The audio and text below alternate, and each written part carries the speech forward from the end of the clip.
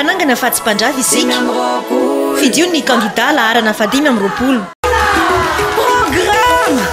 manifestant amboniny tanany teboka rody midina andalana fandriam-pahalema sakafo sy fampianarana voly sy fiompiana fahasalamana teknôlôjia asa sy rano fisotro madio fialamboly fizahantany avalymanana marka ianany navitan'izany kanony safidy mahaiza mitadidy fisika tena faly tonga eto vavantenina elanela tena faly zao a tsy namelanareo mihitsy raha tsy nahitany lalana ny tanàna tsy mendrika ny vahoaka ny vavantenina ny tanàna sy ny lalana reo hoe nareo ty tena hitako fa tena manana akingana mihitsy dada andao aloha anao kely carnaval ntsika ay asehoany aly lalana sy jereo ty izy ry vahoaka ny vavantenina propagande no avako aty aloha zay natongoavako eto anao propagande hoe fidio aho amin'ny 7 novembre laharana 520 marka ravalimanana satria raha tsika amin'ny lala tsara fa amin'ny 7 volana novembre ho avy zao ny fifidianana zay filohan'ny republika fifidianana zay kiondalana fifidianana zay nandrasatsika nandritra ny 7 taona zay de eo no anehotsika hoe isika olona mpanara-dalàna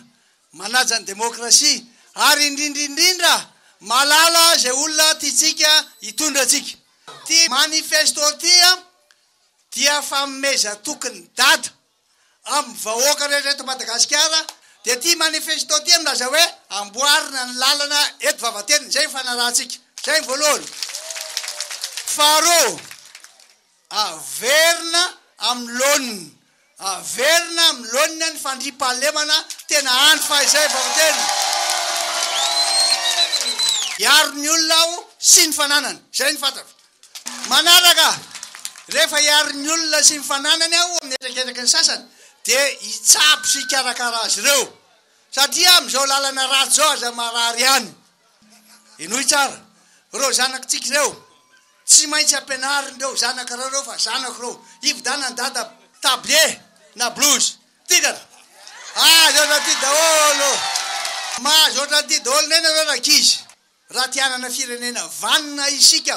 reo akizy reo tanoro reo tsy maintsy karakaraina de miasa ino tsara miasa tsara miasa mafy miasa angana satria tena fa tena sahirana izy nikoragnina teo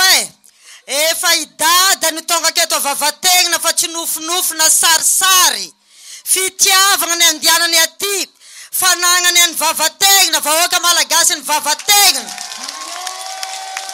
idada rehefa mikoragna tsy kobaka ambava fa rehefa zay ny raha nikoragniny de tanterainy de matoky anareo fa amin'ny 7 novembre zao velantsikatsika